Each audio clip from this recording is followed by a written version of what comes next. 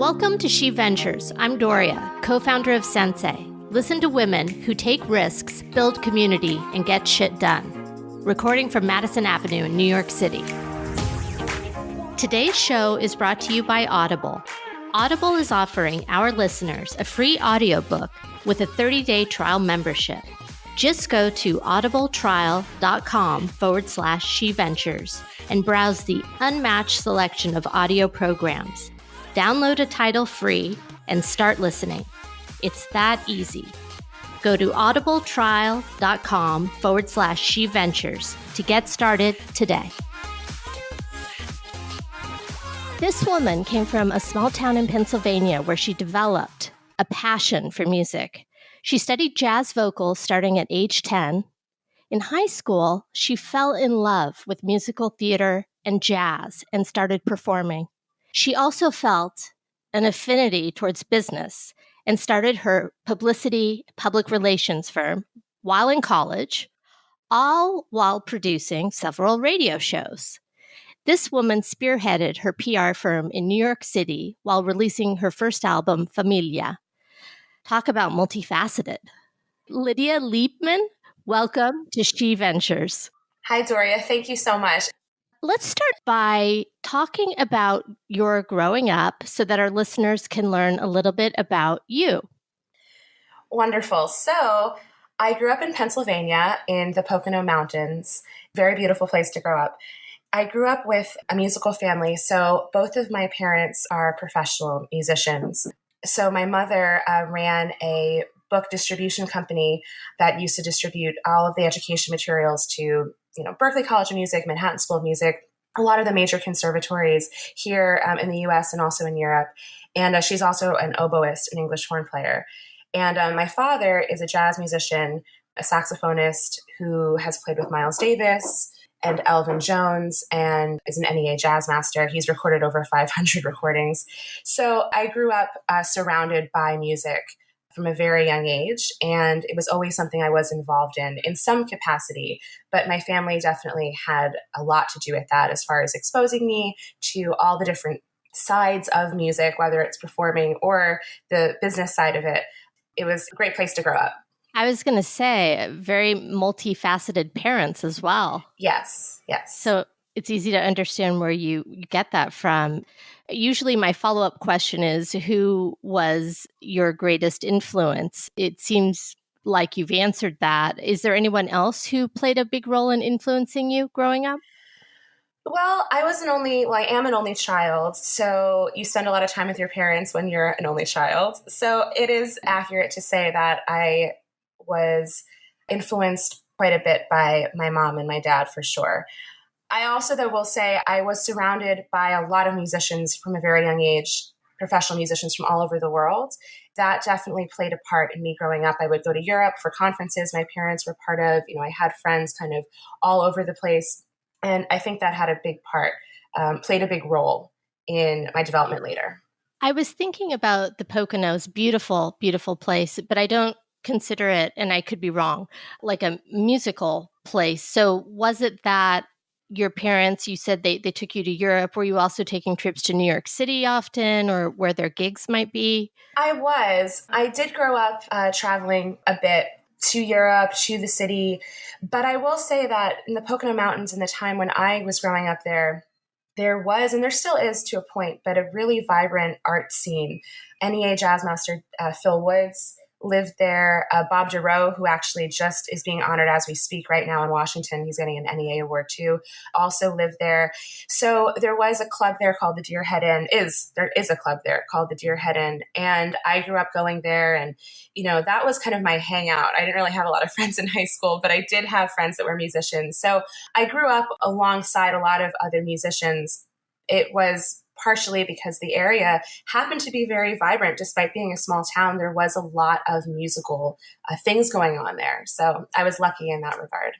You said something very interesting. You said, I didn't have a lot of friends, but I hung out a lot with musicians. What was it about musicians in particular that interested you?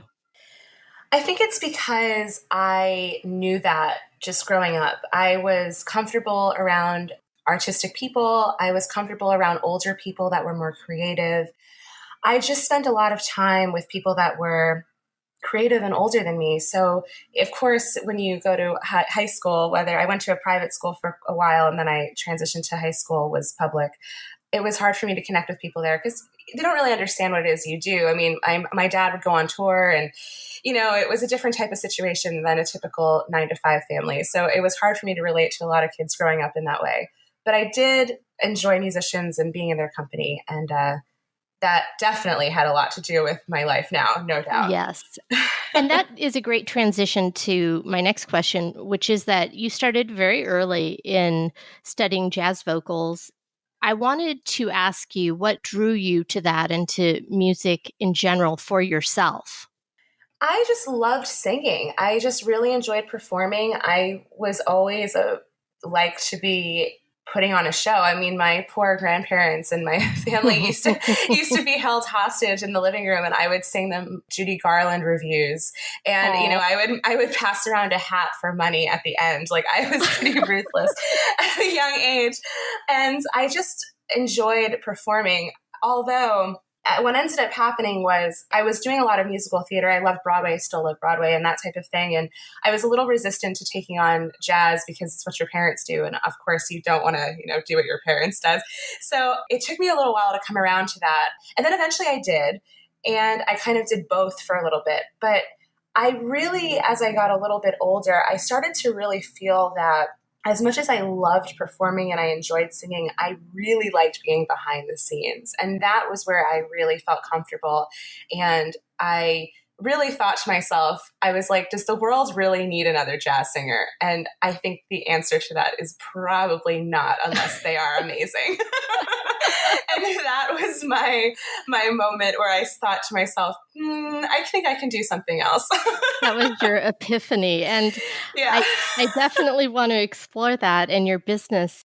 I had another question for you related to my own daughter, who's 14. She has been playing piano since she was 4, loves music, singing, acting, and she's weighing her options as a young woman. She's wondering, do I start a career in the entertainment industry, which is so competitive, or do I go for something more practical?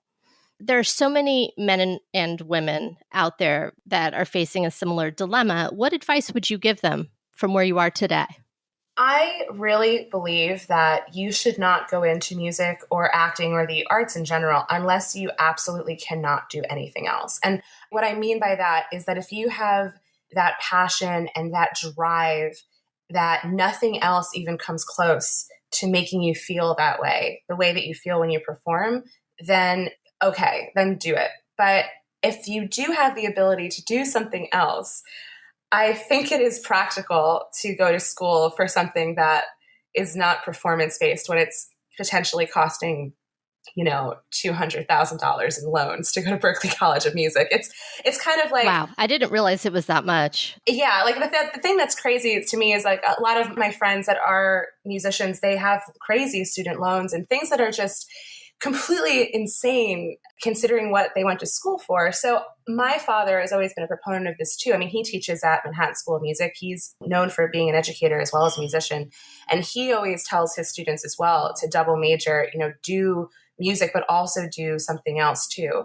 Whether it's, whatever, anything, communications, liberal arts, whatever, anything, just to have that option, because it is very hard and there is no magic bullet for success in this business, and it's not getting any easier. It's actually only getting harder. So, I feel like in the case of your daughter, I mean, music should always be something she does. And if she loves it so much and that's what she wants to do, of course, like, go for it. But if she has other abilities and other skills, and she likes doing other things, it might not be bad to push her in that direction too. Yeah, that's kind of where we're at. And, it's like one of these hard things. And I think a lot of parents face this. You want to support your child and what they're interested in.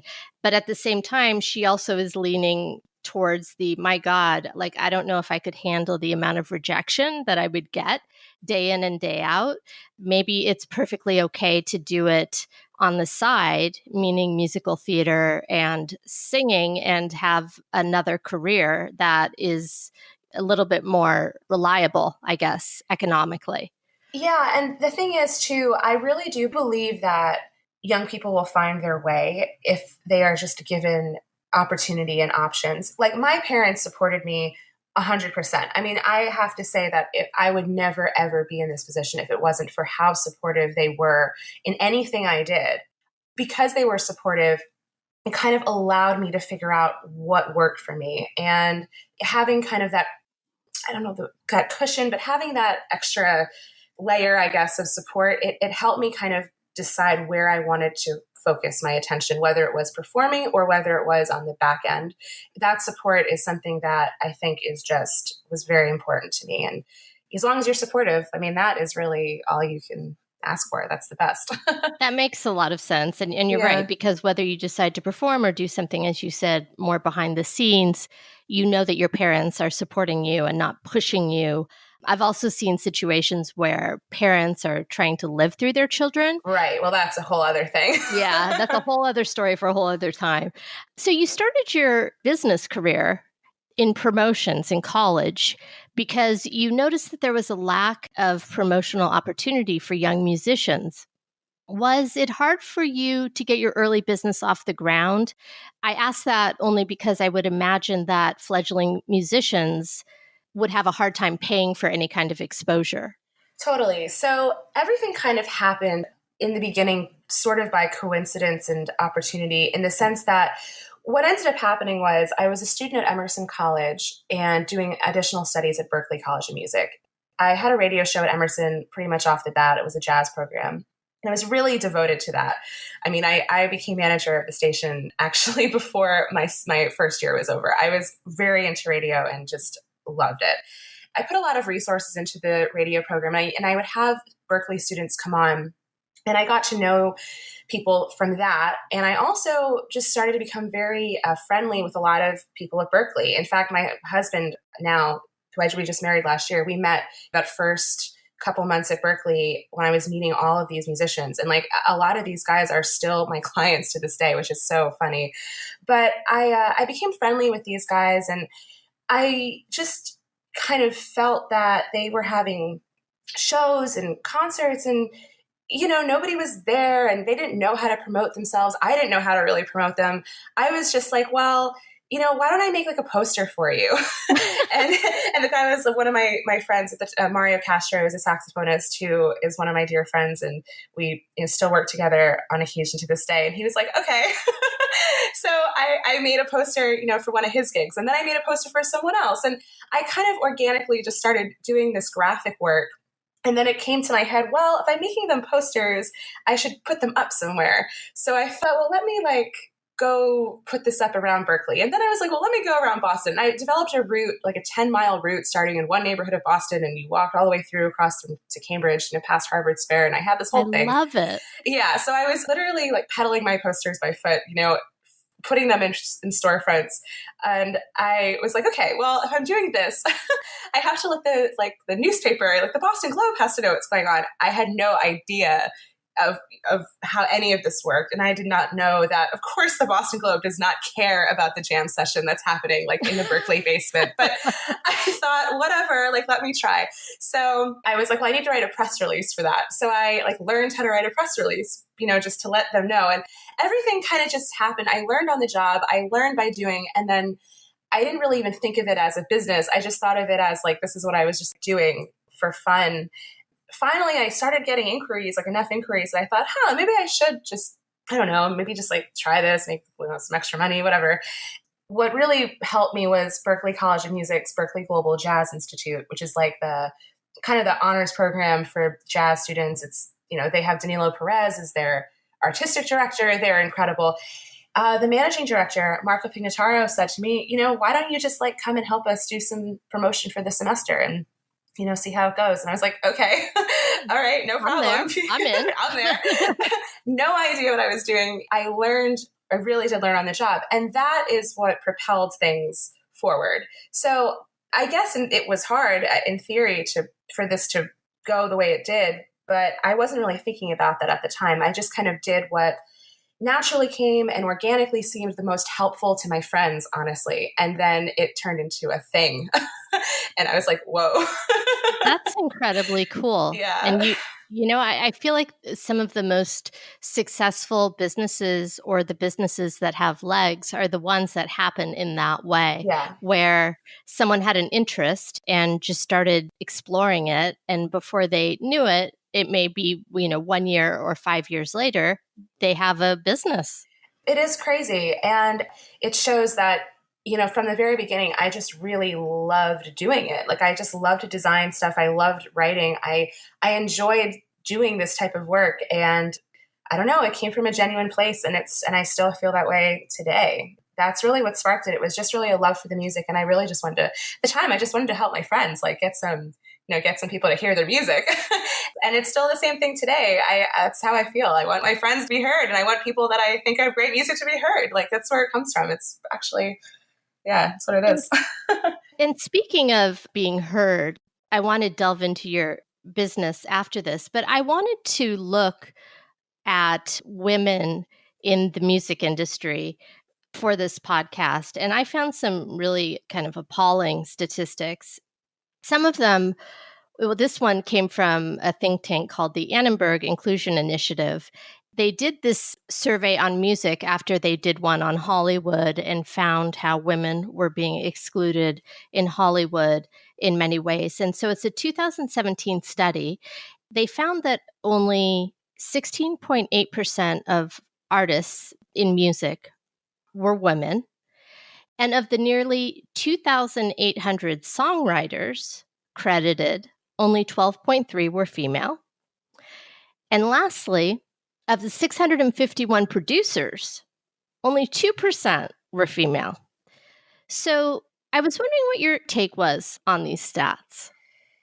Well, the thing that is ironic is on the business side, I feel that there are so many women that are, at least in my field, that are driving forces behind so much of what goes on. I mean, some of the most amazing managers I've worked with are women. Some of the best publicists, besides myself, but some of my, some of my colleagues, I mean, the best publicists that I have looked up to are women. I saw that study actually, or a similar one that came out recently. And it's really bizarre because I just feel like women are actually running so much of the ship, but are just not getting the credit that we deserve or should have, and are often getting excluded just because, that boys club mentality is still very prevalent. I mean, I remember one time I did an interview with a very well-known jazz musician, and he made a comment to me. I was interviewing him for something else, an article I was writing for a paper, and he had made a comment that he just didn't think that there were many female musicians, because it was about why in his band does he have no females, and he was like, well, there's just not very many women musicians. And I was just like, I mean, I had to keep my cool because I was in this interview, but in my head I was like exploding. I mean, if you look at my roster alone, it's like half, if not more, are women. Like, there are tons of women making music, and they are some of the most creative, vibrant voices I have heard recently. So it's very annoying that women are so underrepresented when they are actually some of the most creative and capable in our field. And it's a drag, actually. Yeah, I wonder, when I read these stats, I see them in business as well. From a VC perspective, only 2% of businesses are backed by VC capital where women are involved. So it's a problem in a lot of industries. And I can't get my head around it either, because I know there are women out there doing great things.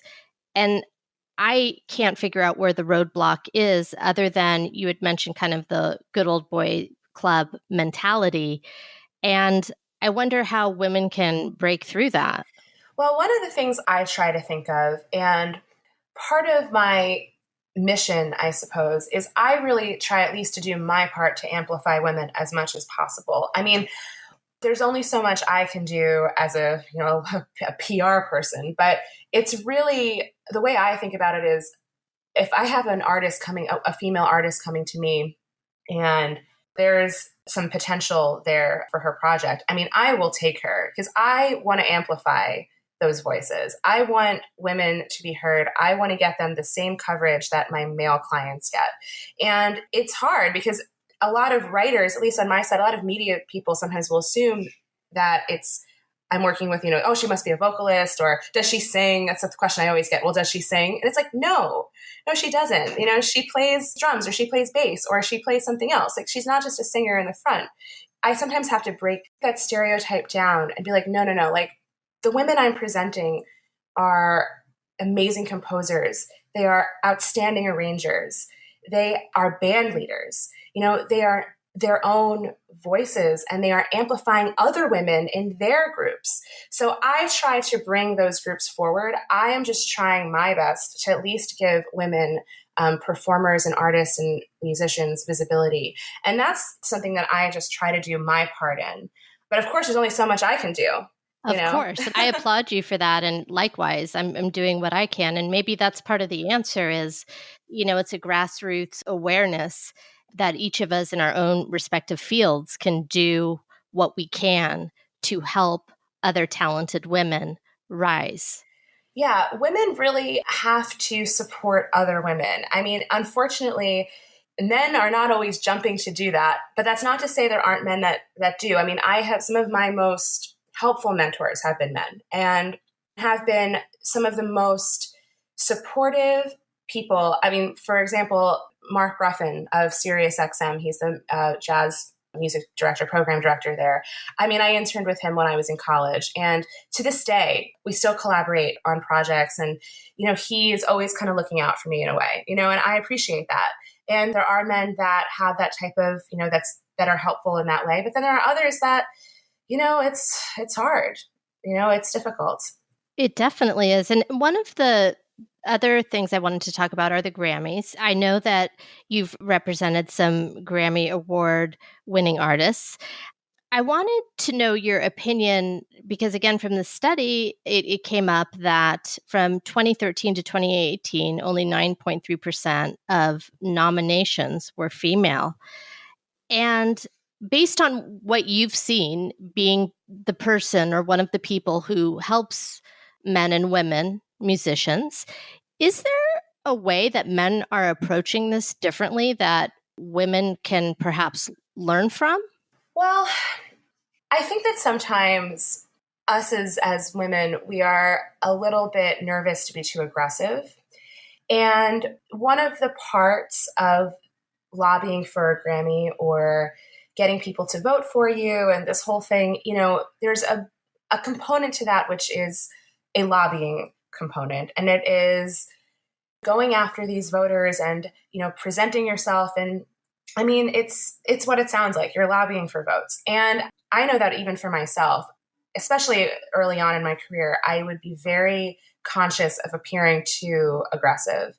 I didn't want to ruffle feathers, we can't be bitchy. We can't have that. Don't dare be a bitch. Like you have to be, a certain way. And I was really very conscious of that when I was just starting out. I mean, I still get that way, but really careful, you don't want to upset anyone, you always want to be cool. And I kind of think that is just a common thing that we feel. And men don't always feel that way.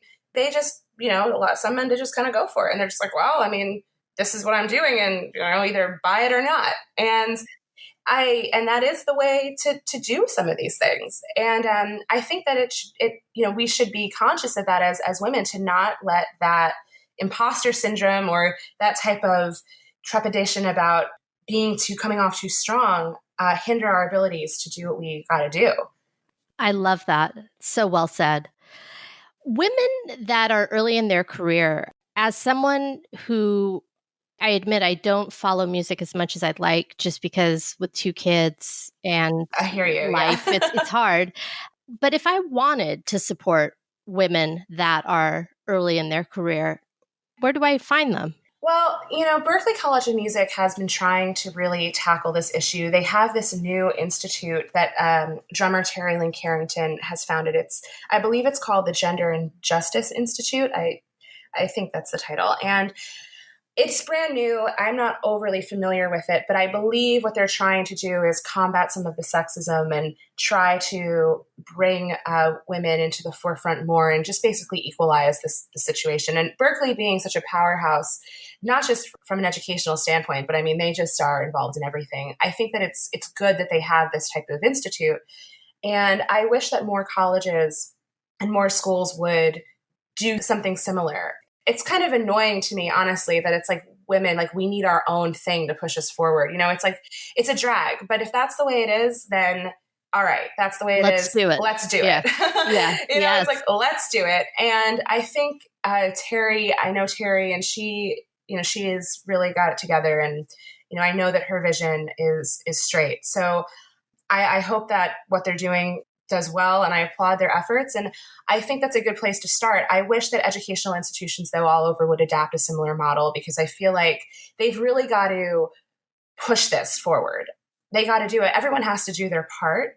And as I say, it's like if we have all these amazing, you know, outstanding women musicians and artists, you know, if they're not being heard or given the same opportunities to perform at festivals, the same festivals that their male counterparts are being able to perform at, or appear on recordings that their counterparts are being offered, then, you know, it's like, what's the point? Like, they have to be able to be visible too. And it starts in the schools now, because there's so much education, that jazz education is such a thing. It definitely has to start, or at least be part of the conversation there.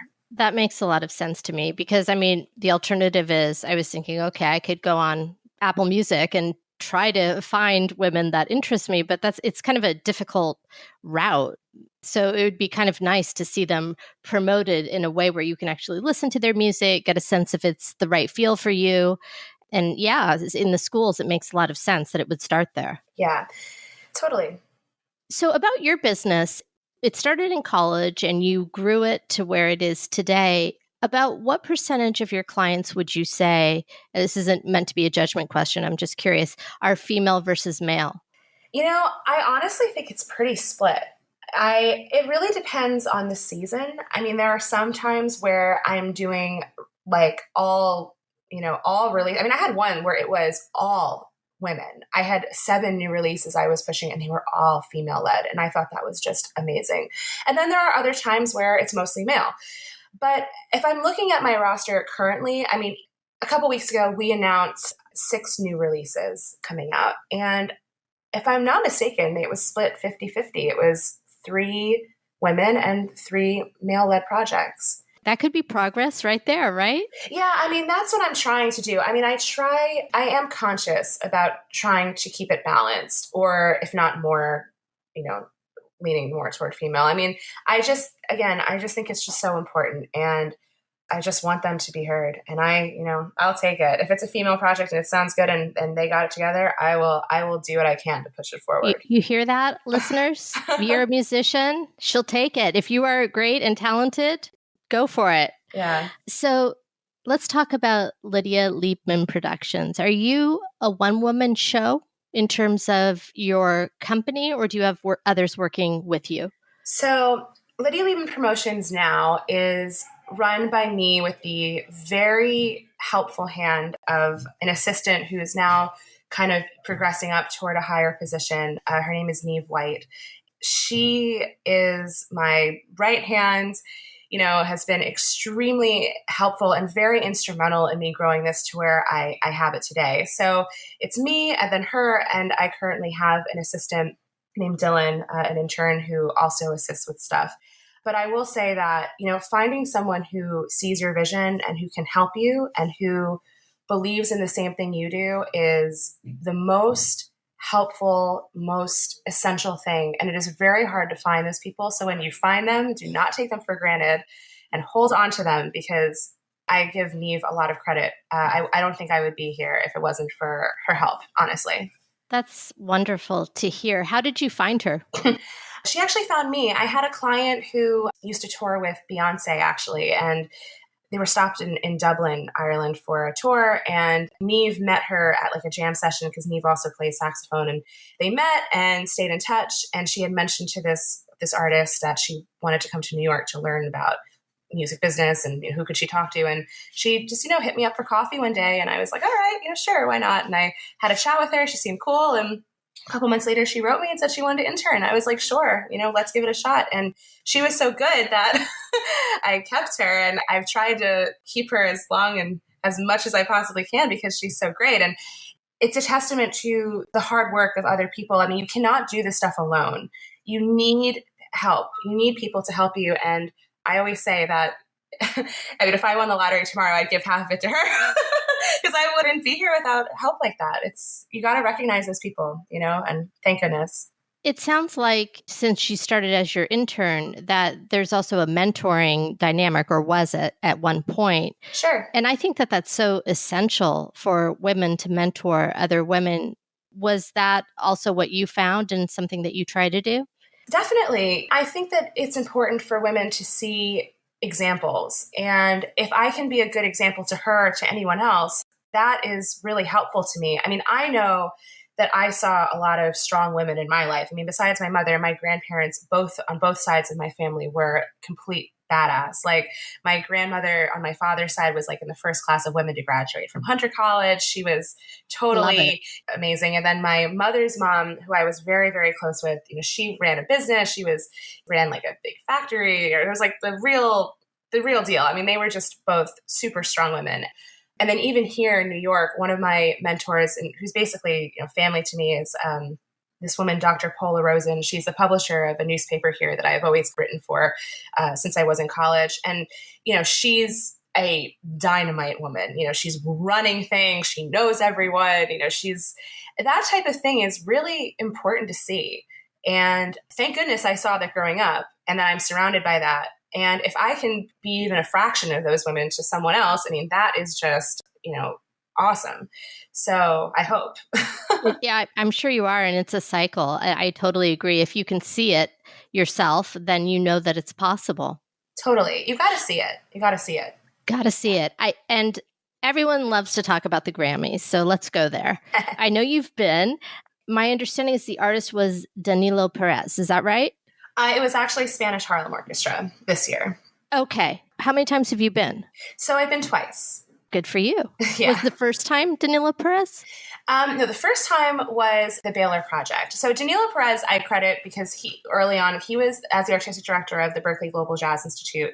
I owe a lot to Danilo because if he had never hired me with Marco to do Berklee, again, don't know if I would even be here. So thank you, Danilo. But maybe one day I'll take him to the Grammys. That'd be amazing. But the first time was with the Baylor Project, and they are a husband and wife duo, jazz, R&B, soul, gospel, phenomenal, incredible.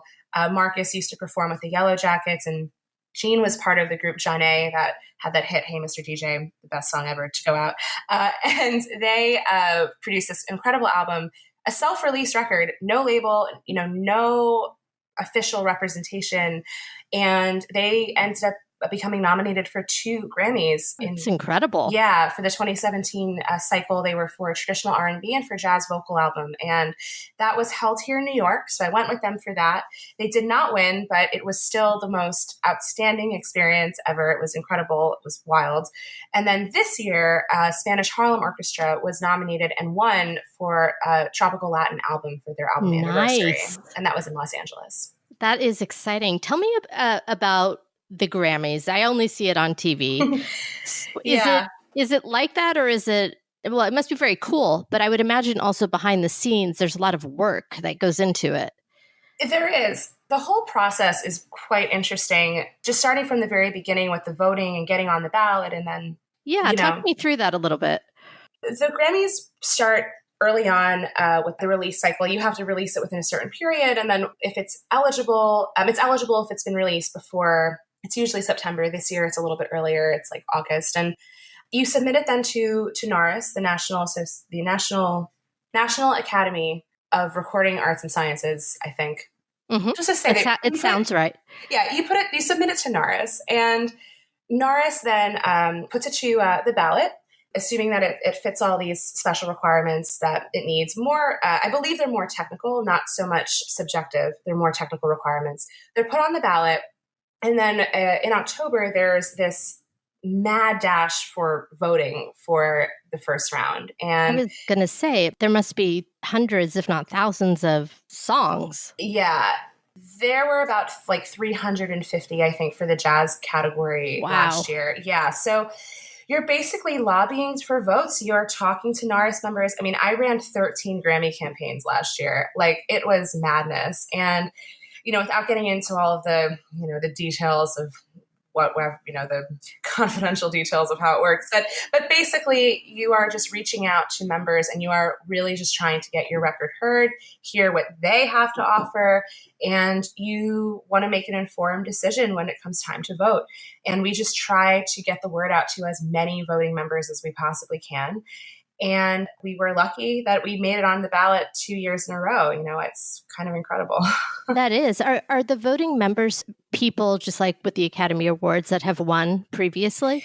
They are professionals in the music industry. So there's thousands of members all across the country, and they're all have different hubs. So there's like the Los Angeles chapter, the New York chapter, Detroit chapter. Like, there's all different cities that have their own representation. And you're part of your chapter, and that's could be producers and anyone from music presenters or engineers. I mean, any type of facet of the music industry, as long as they have professional credits to their name, are able to be part of the Recording Academy, and that's who ends up voting for the nominees. Okay. Yeah. And so you do a lot of lobbying. Can you give me any sort of idea of the cost of what goes into promoting something to the Grammys? It depends on what you do. I mean, a lot of the time the labels will do a lot of this lobbying for you. I work with a lot of independent artists, so I am being paid to help them do this.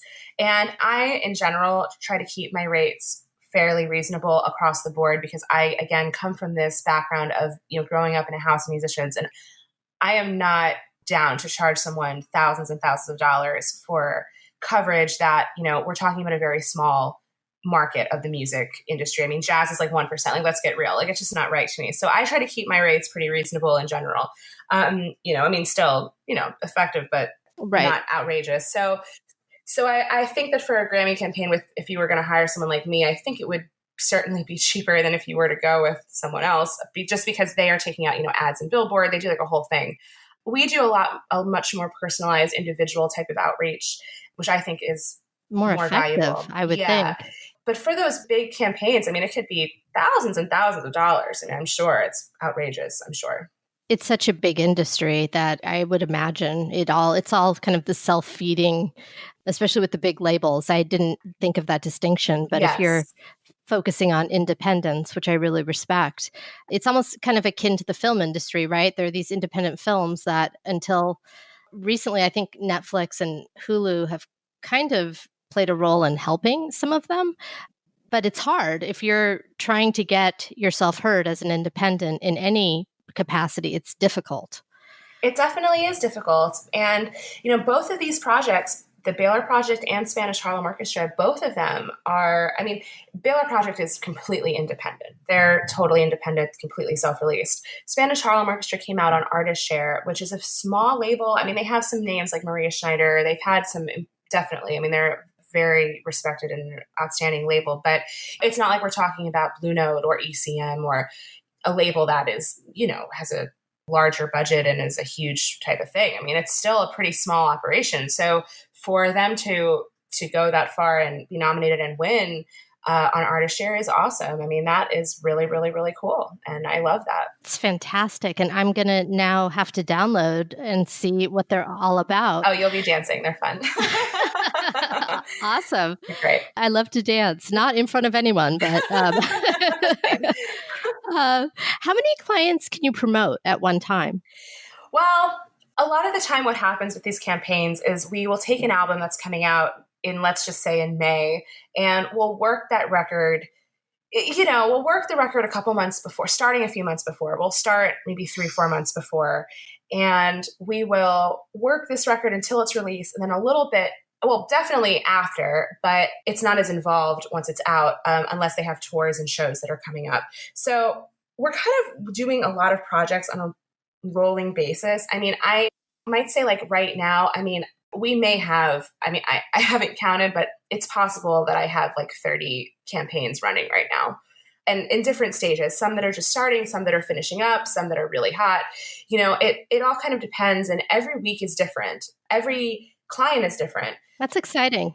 It is. So my policy is I don't like to take the same instrument in a similar style in a close period. What that period is depends on the type of project. But if I don't have to take, I'm not going to take, let's say, 2 saxophonists that have a similar vibe, so they don't compete with each other. It's just kind of hitting me, though, 2 in a row, getting to the Grammys you're independent yourself, you're featuring independent artists. That's a colossal achievement. It is cool. Yeah. What do you think is your secret sauce? Or maybe you can't give it away, but what would be some advice that you would give? I think that one of the things that, not just with the Grammys, but just in general, I approach each of the projects that I work and each of the artists that I work with as if they are my friend at Berklee that I'm trying to help. I don't know how else to put it. I really am personally invested in everyone's project. I just want it to do well. I probably get more excited when reviews come in than some of my clients do. I just really, really care about people succeeding. It just makes me very happy and feel like I'm doing something good for the music and for them. So, when it comes to projects like the Baylor Project and Spanish Harlem Orchestra, I genuinely loved working both of those projects. I loved Spanish Harlem Orchestra's record. I loved working with Oscar Hernandez. The funny thing about it is that talk about full circle, one of the singers in Spanish Harlem Orchestra was actually one of my very, very first clients when I was in college. Like, one of the first posters I made was for his concert at Harvard. And it is just so funny how it all comes back around. And then we were there at the Grammys together. And I was just like, wow, 8 years later, it's here we are. Who would have thought? And I just think that, genuine love that I have for the music and for the artists and for pushing it forward is just what fuels me to try to do as best a job I can. So I just work really hard. I think that the secret is I'm just working really hard all the time. Yeah, and I just think that people take notice of that. Eventually they do. And that is just part of it. It's just it's coming from a genuine place. I'm not, I'm definitely not in this for the money. I'm in this for the love of what I have for it. And I think that comes through. It's corny, but I think it's true. No, it's not corny. I think that authenticity is so essential to success because people sense bullshit right away. Totally. I think that's incredibly cool. So, you're a woman founder, and I hate to make the differentiation, but unfortunately, as you said, with other industries, we have to. What would you say have been, as a woman founder of a business, some of your biggest successes and some of your challenges? I would say that some of the biggest challenges I've had have been from a combination of being a woman, but also being young. The jazz world probably doesn't even need me to say this, skews a little bit older, obviously. A lot of my clients are my contemporaries. I have a lot of people that are around my age that are just killing it, and it's amazing. But of course, the audience tends to skew older. The media is certainly older. So that's just the truth. The writers, are amazing. They've been, it's a lot of the same writers that have been doing this for a long time or, still plugging away and still amazing. But it skews older. And I think in the beginning, I definitely had a little bit to deal with being, I was under 20 years old when I started this, and being taken seriously, it took me some time, for people to actually... It's kind of like a reverse age discrimination. Yeah, for people to take me seriously. And also being my dad's daughter, it helped and it hurt. In some ways, of course, it helped. And, it's true, it did help. And that's the fact, in the fact that a lot of these writers, knew my father, and they, at least they were like, oh, okay, well, if she's Dave Liebman's daughter, she's got to know something, that's cool. So that definitely was helpful in the beginning to a degree. And I knew some of them just from growing up, and that was cool. Musicians, they know my dad, they trust me, they knew me growing up, and that has been really helpful. And there's no denying that. That definitely helped. And, thank you, Dad. Okay. but it also kind of, in some ways, it was even a little bit, it was hurtful because people just assumed that I was getting these things because I was Dave Liebman's daughter. So then you have to deal with that. It's like, well, okay, well, she's, I know there were some colleagues of mine that I know had said, well, I mean, of course, she's, so-and-so's talking to her. She's, Dave's kid, of course. But it's like, no, I'm doing this for real. Like I'm actually trying to do a good job. This is not like just nepotism, like, paving my life. Like I'm actually hustling. So I had to deal with getting over that hump a little bit. I had to deal also with people that knew me as a kid that I now have to deal with professionally, having to contend with that and be like, oh, okay, so like, this is not like a little girl I knew, from going and tagging along with her parents. This is like a professional woman. I have to deal with her. And there was a little bit of some resistance to that, having to get people in line about that. But definitely that was part of it. And just as a female, I mean, I've definitely had my share of clients, early on, especially that have, maybe made some comments to me that I've thought to myself, I wonder if they would say this if I was a guy. Can you give me an example? Yeah, like one time I was like out with friends. It was actually like an alumni weekend at my college, and we were on some boat or something. I don't know, and there was someone put up a picture on Facebook of us out, and I was like in the process of working on materials for a client, and I think I was like late in getting it to him or something, or I was having trouble. And, he like made a comment once on my thing, like, oh, like you're out, partying when you should be out working or something like that, or something. It was a little condescending. It wasn't that exactly, but it was something like, it was just something a little like, and I was like, whoa, like, okay, chill out. It's freaking weekend, first of all. And second of all, it's like, I'm allowed to have a life. And I don't know. It was just the way in which it was stated. I was like, this is so, like, I just felt like kind of uncomfortable about it. I was like, I just feel like he wouldn't have said this if like I was like a guy, out at a bar with his friends, like, and someone took a picture of me. Absolutely. I've heard this before on my podcast where these weird comments are made, and they're kind of innocuous, but they're not. Yeah. And they're very hurtful, but they're so hard to like kind of grab and say, hey, you said this to me. And then it's like, is it worth it? And it's hard. I mean, I've also had colleagues, like I had like a colleague of mine say to me once, well, yeah, well, so-and-so, he's only answering you, or he's only nice to you because you're a girl. Okay, like, bro, no, maybe he's nice to me because I'm nice to him and I do the job right, unlike you. Exactly. It's like, maybe it's because I'm doing a good job. I mean, I don't know the inner workings of this particular writer's mind, but it's like, I don't know how much me being a girl, a female, plays into him answering my emails. It was just so condescending. And I was like, whoa. So stuff like that certainly comes up.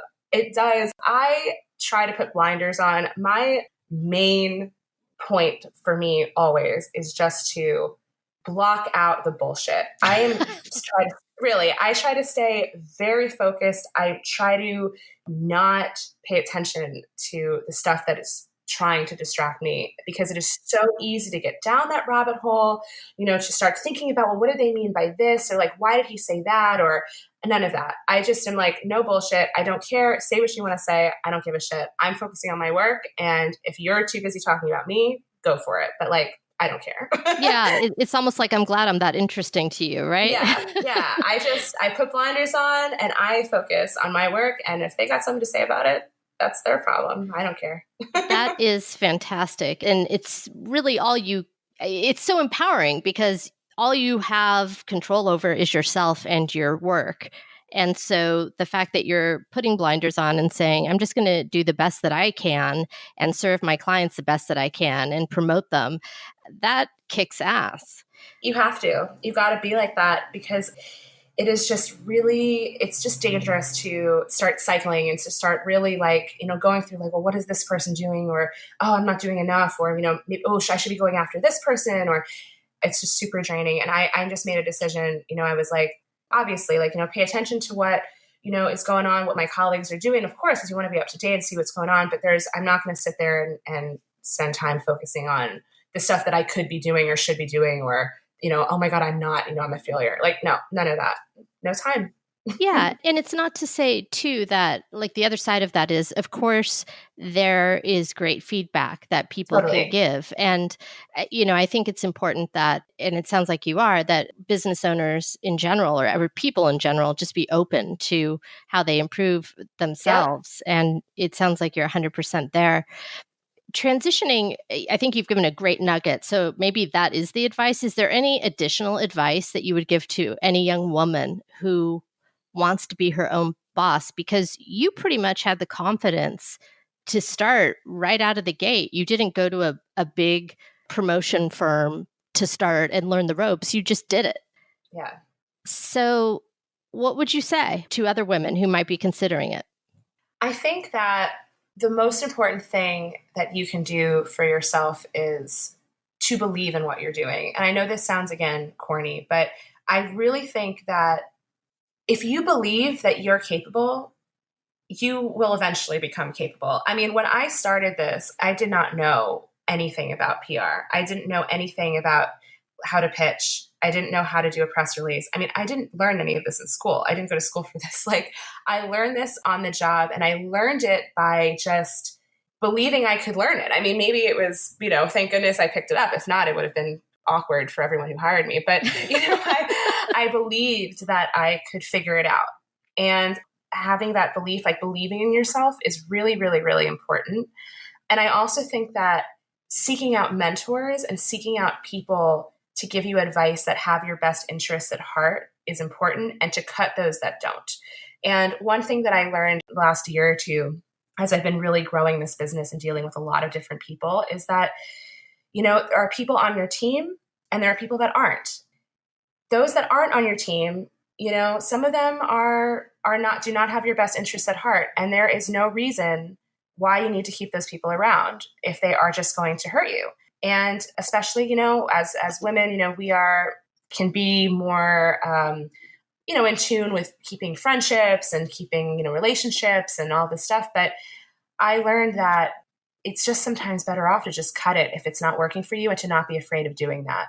Don't be afraid to do that. I so agree with that. And I have been there too. And for me, it was also a lot of second guessing. And could I give the person a second, third, and fourth chance?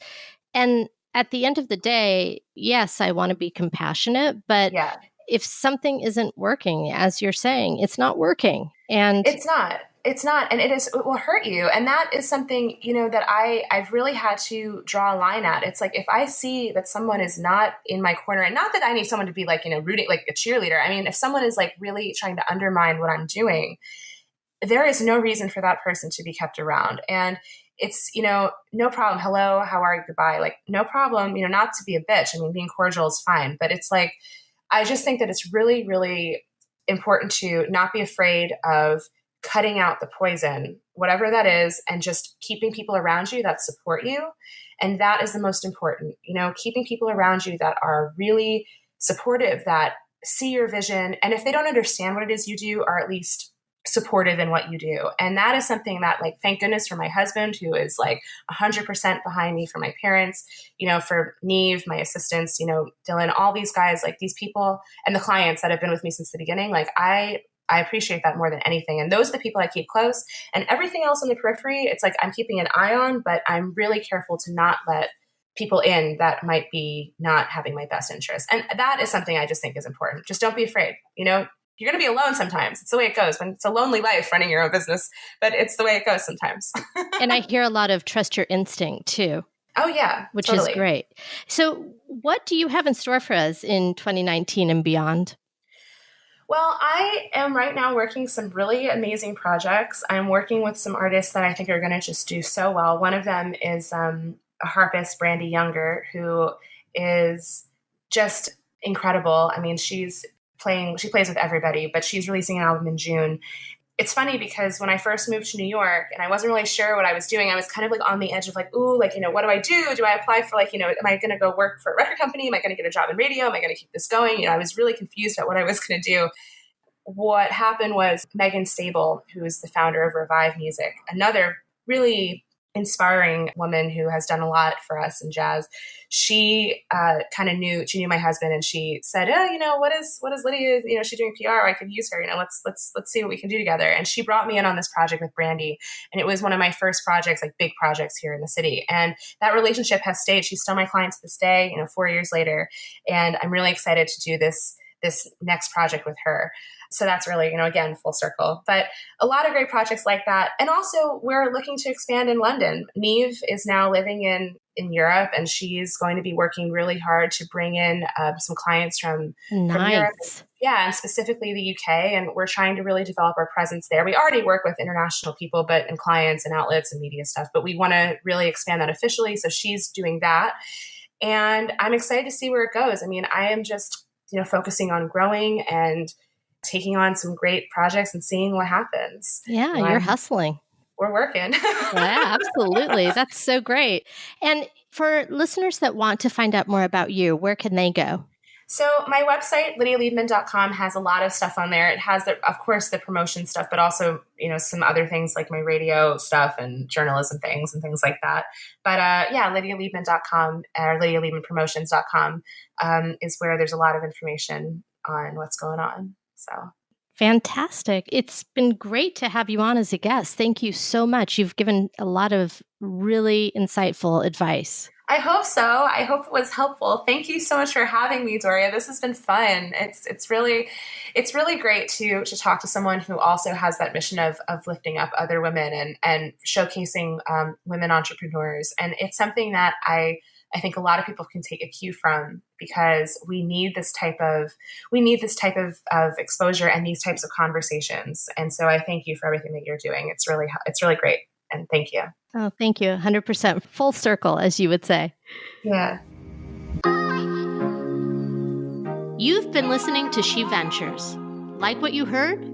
You can find us wherever you get your podcasts. Be sure to subscribe and sign up for our newsletter so you never miss a show.